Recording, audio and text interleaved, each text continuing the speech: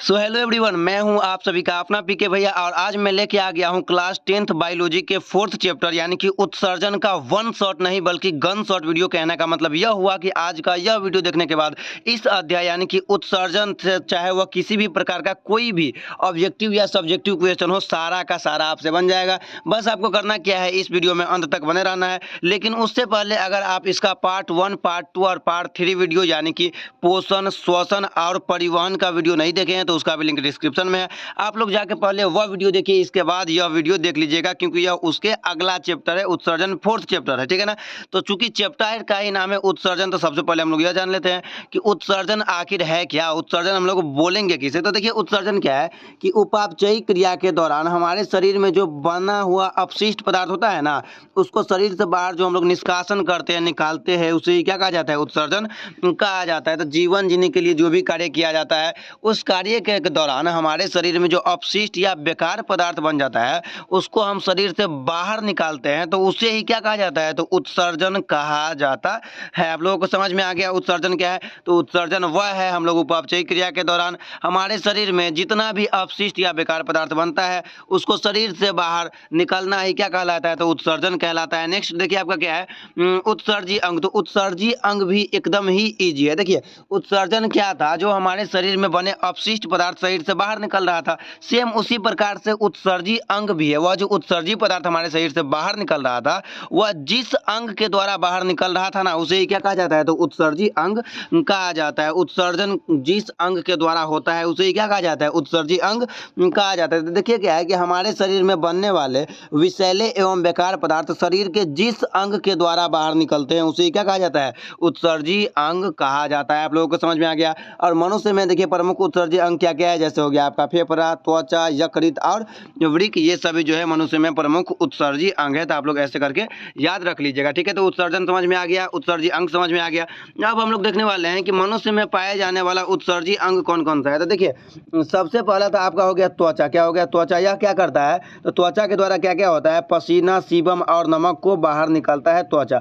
इसके बाद है आपका फेफड़ा। तो फेफड़ा क्या करता है, CO2 वाष्प और बलगम को बाहर निकालता है। इसके बाद है आपका बड़ी आंत। बड़ी आंत क्या करता है, तो अपचे हुए भोजन को शरीर से बाहर निकालता है।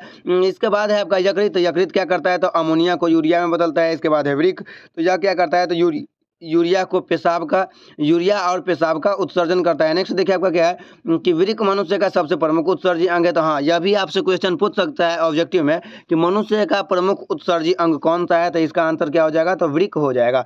नेक्स्ट देखिए आपका क्या है कि जहर खाने से, क्या है कि जहर खाने से या शराब पीने से हमारा यकृत प्रभावित होता है। तो यह भी क्वेश्चन आ सकता है कि जहर खाने से या शराब पीने से मनुष्य के शरीर का यानी कि हमारे शरीर का कौन सा अंग प्रभावित हो जाएगा, तो कौन सा हो जाएगा, यकृत हो जाएगा, जिसे आप लोग लीवर भी बोलते हैं, ठीक है ना।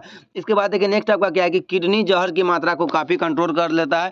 तो जहर की मात्रा को काफ़ी कंट्रोल कौन करता है, तो किडनी करता है। ऐसे आप याद रखिएगा, ठीक है। आपको समझ में आ गया मनुष्य में पाए जाने वाले उत्सर्जी अंग कौन कौन सा है। तो एक तो हो गया आपका त्वचा, जो करता क्या है, तो यह पसीना और सीबम और नमक को बाहर निकलता है। इसके बाद है आपका फेफड़ा। तो यह क्या करता है, तो यह CO2 वाष्प और बलगम को बाहर निकलता है। इसके बाद है बड़ी आंच, यह अपचे भोजन को निकालता है। इसके बाद है यकृत, जो अमोनिया को यूरिया में बदलता है। इसके बाद है वृक्क, जो यूरिया और पेशाब का उत्सर्जन करता है। इसके बाद देखिए क्या नेक्स्ट पॉइंट था कि वृक्क मनुष्य का सबसे प्रमुख उत्सर्जी अंग है। इसके बाद है जहर खाने से। हाँ, तो आप लोग बताइए कि जहर खाने से और शराब पीने से मनुष्य के शरीर का कौन सा अंग प्रभावित हो जाता है, तो उसका राइट आंसर हो जाएगा यकृत हो जाएगा। क्या हो जाएगा उसका आंसर, तो यकृत उसका आंसर हो जाएगा। नेक्स्ट देखिए आपका क्या कि किडनी जहर की मात्रा को काफ़ी कंट्रोल कर लेता है।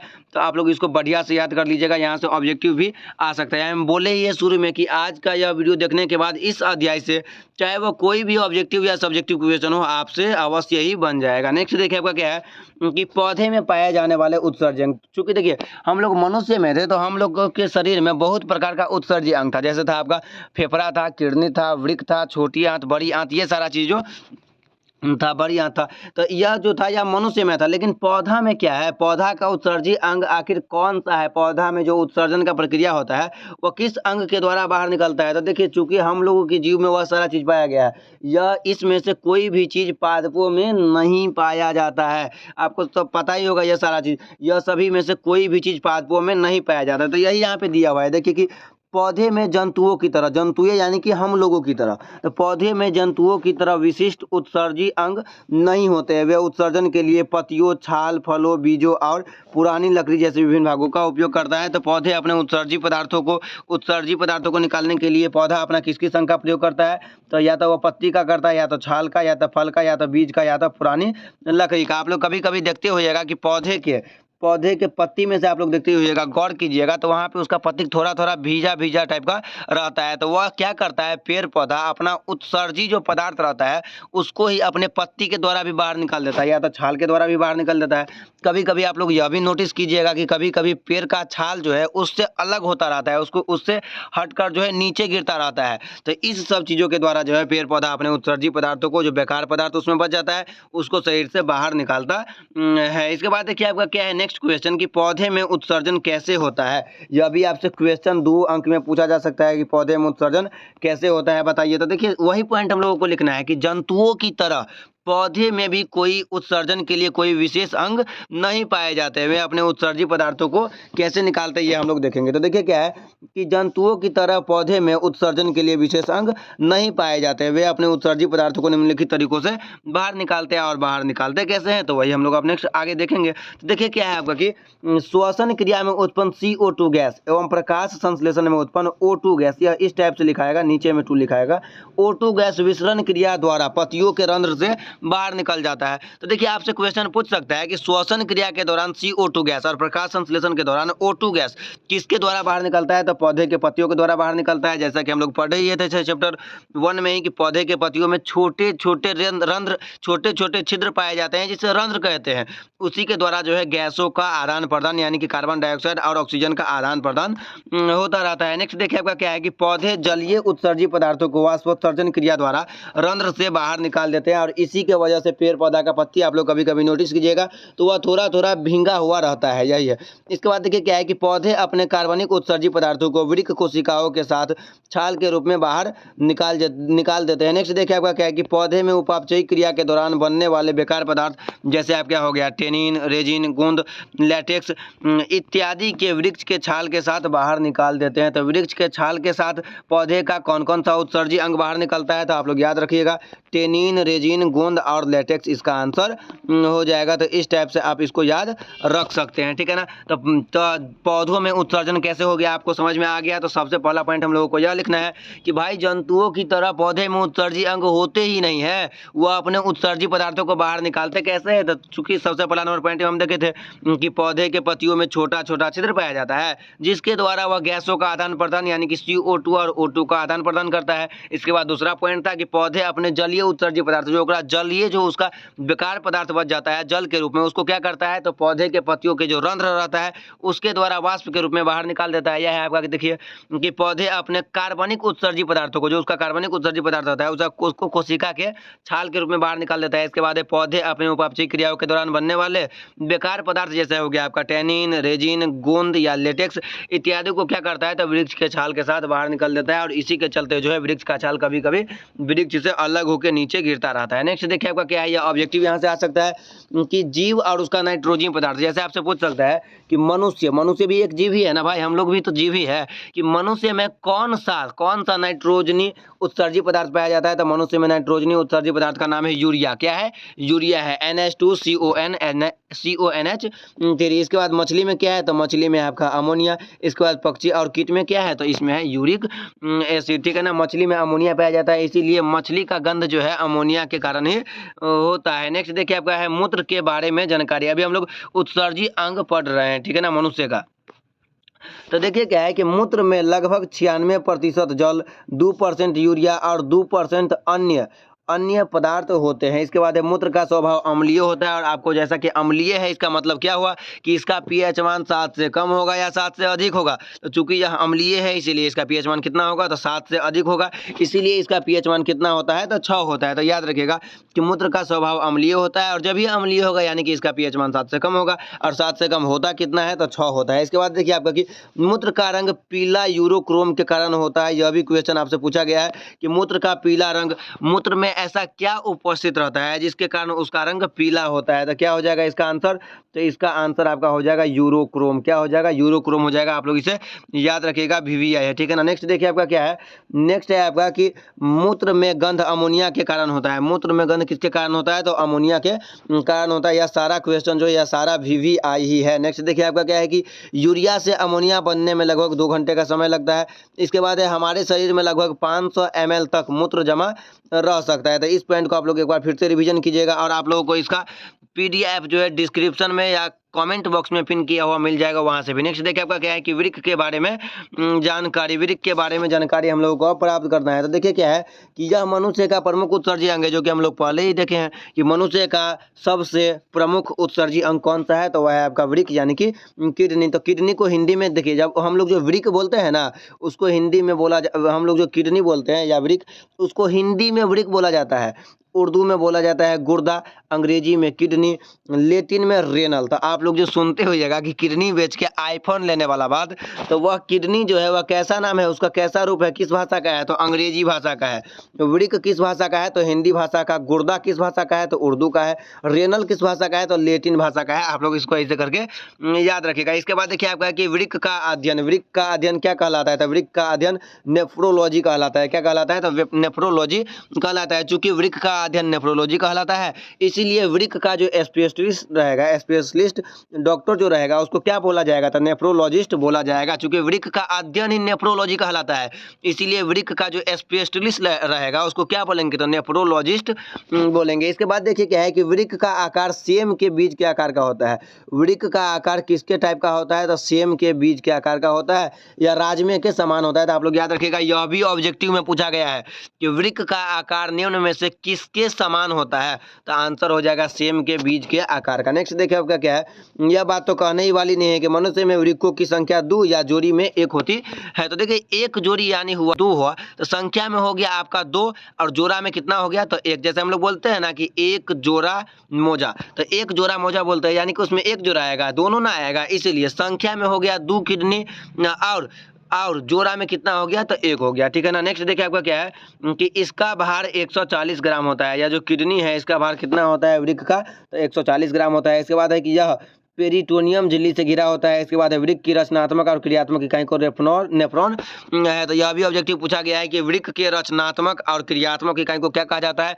तो नेफ्रॉन कहा जाता है। आप लोग इतना भी गौर कीजिएगा, आप लोग बार बार बोलते रहिएगा कि भैया आप सब में बोल रहे हैं कि सारा का सारा VVI, सारा का सारा पूछा ही गया है। तो बिल्कुल सारा का सारा पूछा गया है। हम लोग वही क्वेश्चन देखने वाले हैं जो कि आपके बोर्ड एग्जाम में जिसके पूछने का संभावना अधिकतर है, ठीक है ना। बिन मतलब का फालतू चीज पढ़ने का टाइम हमारे पास नहीं है, क्योंकि 2 से 3 महीना ही तो है एग्जाम का।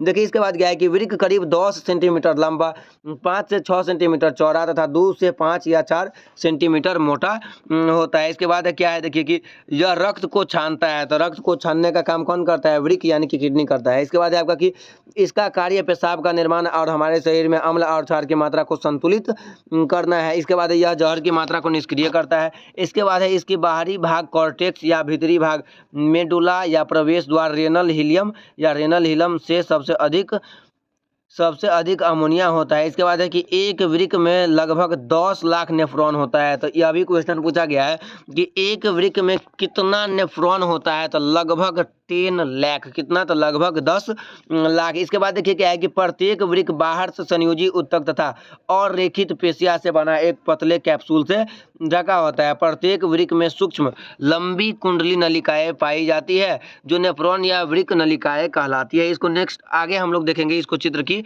सहायता से। नेक्स्ट क्वेश्चन देखिए आपका क्या है कि हीमोडायलिसिस क्या है? हीमोडायलिसिस का आप लोग अपने भाषा में आर्टिफिशियल इंटेलिजेंस वाला किडनी भी बोल सकते हैं। यह करता क्या है? तो यह कृत्रिम रूप से ही वृक्क यानी कि किडनी का कार्य करता है। तो देखिए क्या है आपका कि जब किसी मनुष्य का वृक्क या गुर्दा खराब हो जाता है तो डायलिसिस मशीन द्वारा रक्त से उत्सर्जी पदार्थ को छानने की क्रिया को ही हीमोडायलिसिस कहा जाता है। तो चूंकि देखिए जब किसी मनुष्य का किडनी या वृक्क खराब हो जाता है ना, तो वह अपने उत्सर्जी पदार्थों को छान नहीं पाता है। किडनी का काम ही है हमारे रक्त से उत्सर्जी पदार्थ यानी कि बेकार पदार्थ को छानना, और किडनी खराब हो गया तो इससे होता क्या है कि वह उत्सर्जी पदार्थों को नहीं छान पाता है, और नहीं छान पाता है तो ज़्यादा दिन तक इससे हम लोग जिंदा नहीं रह सकते हैं। इसीलिए एक मशीन बनाया गया है जिसका नाम है हीमोडायलिसिस। हीमोडायलिसिस। तो हीमोडायलिसिस क्या करता है, तो आर्टिफिशियल इंटेलिजेंस ऑफ क्या हो जाएगा, तो वृक यानी कि किडनी हो जाएगा। तो यही है कि जब किसी मनुष्य का वृक या गुर्दा खराब हो जाता है तो डायलिसिस मशीन द्वारा रक्त से उत्सर्जित पदार्थ को छानने की क्रिया को ही हीमोडायलिसिस कहा जाता है। नेक्स्ट देखिए आपका क्या है कि जंतुओं की तरह पौधों में कम उत्सर्जन होता है क्यों, यह भी क्वेश्चन आपसे पूछ सकता है। चूंकि कहने से ही लग रहा है कि यह क्वेश्चन क्या है, VVI है कि जंतुओं की अपेक्षा पौधे में कम उत्सर्जन होता है क्यों। तो पहले हम लोग समझ लेते हैं कि आखिर क्यों होता है। तो देखिए, चूंकि जंतु जो है ना अपने उत्सर्जित पदार्थों को दोबारा उपयोग नहीं कर पाते हैं, लेकिन पेड़ पौधा जो है वह अपने उत्सर्जित पदार्थों को दूसरे उपापचयी क्रियाओं में उपयोग कर लेते हैं। यही कारण है कि जंतुओं की अपेक्षा पौधे में कम उत्सर्जन होता है। एकदम आसान नहीं है, एकदम आसान है। चूंकि क्या देंगे इसका परिभाषा, चूंकि जंतु अपने उत्सर्जित पदार्थों को दोबारा यानी कि पुनः उपयोग नहीं कर पाते हैं, इसीलिए इसमें अधिक उत्सर्जन होता है, जबकि पौधे अपने उत्सर्जित पदार्थों को दोबारा उपयोग कर लेते हैं, पुनः उपयोग कर लेते हैं, इसमें कम उत्सर्जन, इसीलिए इसमें कम उत्सर्जन होता है। तो देखिए इसका परिभाषा क्या है कि जंतु अपने उत्सर्जित पदार्थों को दोबारा उपयोग में नहीं ला पाते हैं, अतः इन उत्सर्जित पदार्थों को शरीर से बाहर निकलना आवश्यक हो जाता है। परंतु पौधा जो होता है, पादप, वह अपने विभिन्न उत्सर्जित पदार्थों को दोबारा उपापचयी क्रियाओं में उपयोग कर लेते हैं। जैसे श्वसन क्रिया से निकले CO2 गैस का उपयोग प्रकाश संश्लेषण की क्रिया में करते हैं। यही कारण है कि जंतुओं की अपेक्षा पौधों में कम उत्सर्जन होता है। तो सिंपल सी बात है, जंतु अपने उत्सर्जित पदार्थों को दोबारा उपयोग नहीं कर पाते हैं, जबकि पेड़ पौधे अपने उत्सर्जित पदार्थों को दोबारा उपयोग कर लेते हैं। यही कारण है कि जंतुओं की अपेक्षा पौधे में कम उत्सर्जन होता है। समझ में आ गया? समझ में आ गया तो आप लोगों को हम अभी भी बोल रहे हैं कि आप लोग इस वीडियो को